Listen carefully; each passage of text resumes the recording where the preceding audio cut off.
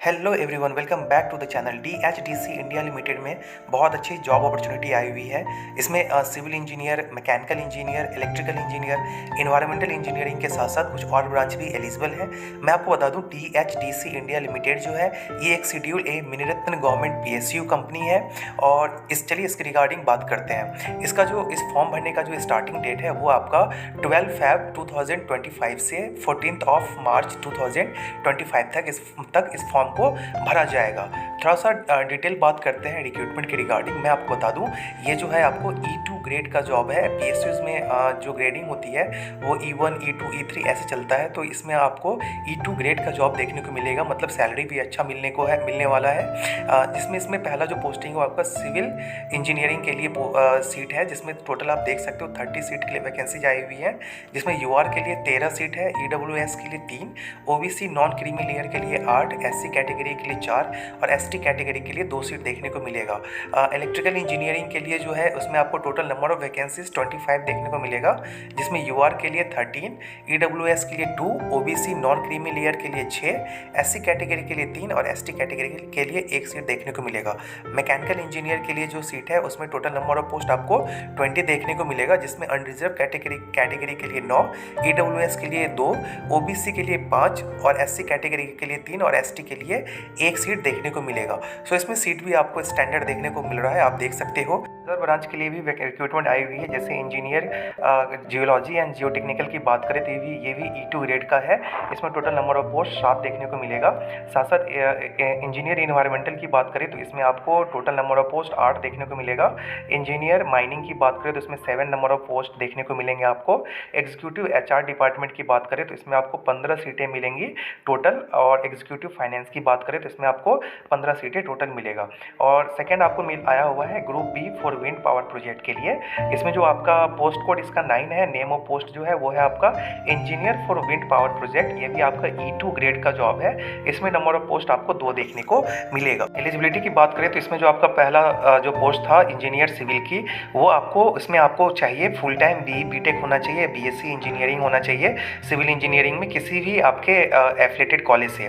साथ साथ आपके पास 1 ईयर का एक्सपीरियंस होना चाहिए और आपका मैक्सिमम एज लिमिट 30 ईयर्स होना चाहिए। मैं आपको बता दूं, ये जो 30 ईयर्स एज लिमिट है ये सिर्फ UR और EWS कैंडिडेट के लिए है। Because OBC SC ST PWBD और जो एक्स सर्विसमैन होते हैं उनको as per the government of India norms कुछ एज रिलैक्सेशन देता है। सो उसको देख के अपना जो आपका जो एज लिमिट है उसको कंसिडर करते हुए इस फॉर्म को आपको अप्लाई करना है। नेक्स्ट बात करते हैं इंजीनियर इलेक्ट्रिकल की बात करें, जो जिसमें इनके लिए भी चाहिए आपके पास फुल टाइम BTech या BSc होना चाहिए। आपके इलेक्ट्रिकल इंजीनियरिंग में 60% मार्क्स से कम नहीं होने चाहिए और आपका जो ये डिग्री है कोई भी एफिलिएटेड यूनिवर्सिटी से होना चाहिए।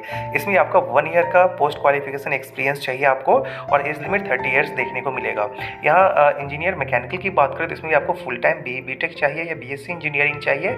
Relevant discipline means mechanical engineering में 60% मार्क्स आपके पास होना चाहिए। मिनिमम आपका एक्सपीरियंस 1 ईयर्स का देखने को मिलेगा इसमें भी, और 30 ईयर्स इसमें मैक्सिमम एज लिमिट दिया गया है।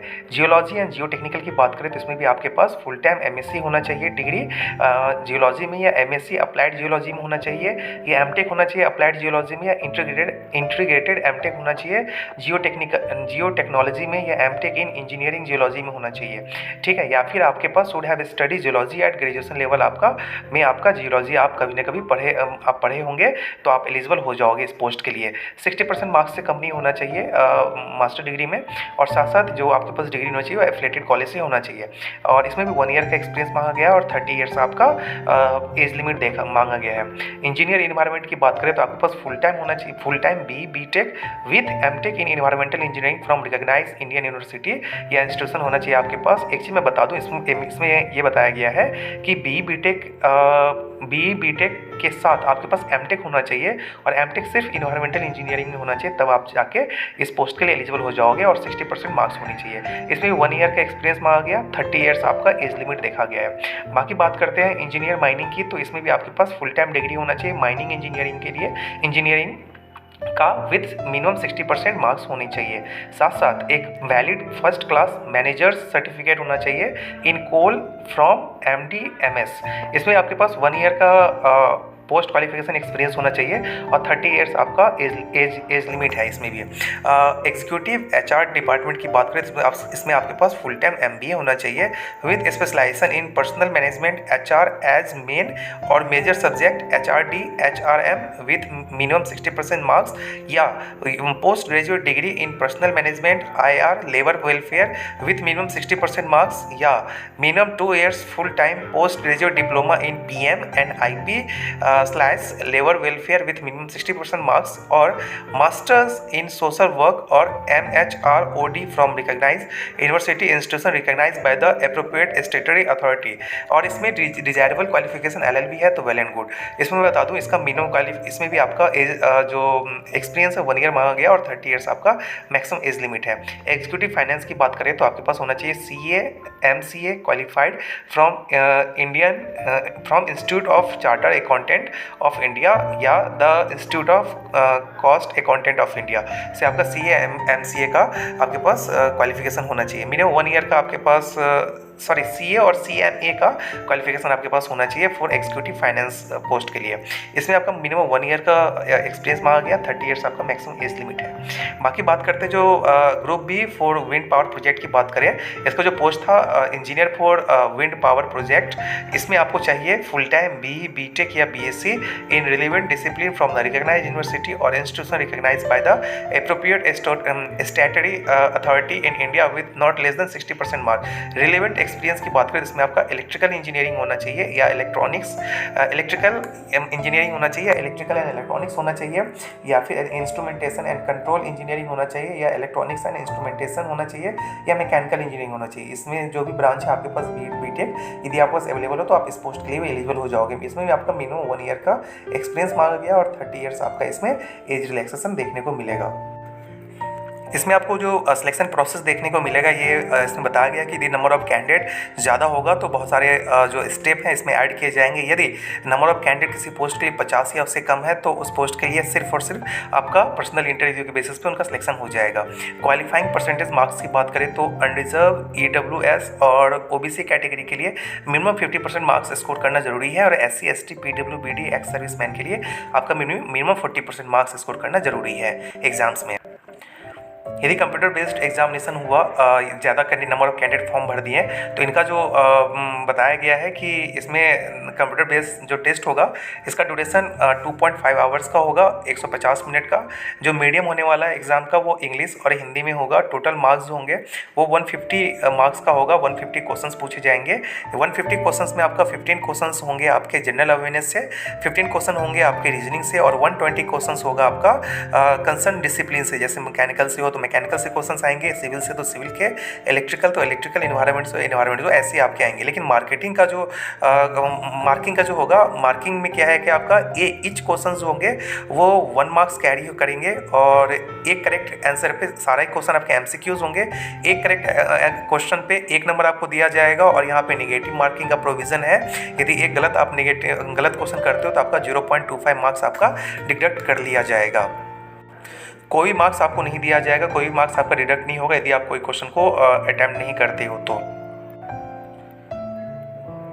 जो कंप्यूटर बेस्ड टेस्ट एग्जाम होगा उसमें आपका 50% मार्क्स चाहिए unreserve EWS OBC non creamy layer candidate को, क्वालिफाइंग ये परसेंटेज है। और SC ST PWBD और एक्स सर्विसमैन के लिए 40% मार्क्स चाहिए, आपका ये क्वालिफाइंग है। टेस्ट सेंटर की बात करें रिटन टेस्ट का तो आपका सेंटर टोटल इंडिया में 5 जगह होगा, दिल्ली, नोएडा, देहरादून, लखनऊ और चंडीगढ़।